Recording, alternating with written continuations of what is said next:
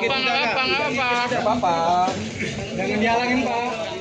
Setelah terjaring operasi tangkap tangan dan diperiksa sejak Rabu 18 Februari 2026 pagi, seorang anggota DPRD Muara Enim berinisial KT bersama anak kandungnya RA menjadi tersangka dan dibawa ke Kejati, Sumatera Selatan Rabu malam.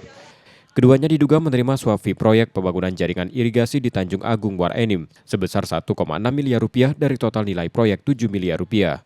Uang tersebut disebut diberikan langsung seorang pengusaha terkait pencairan uang muka proyek. Bisa 10 orang sampai saat ini.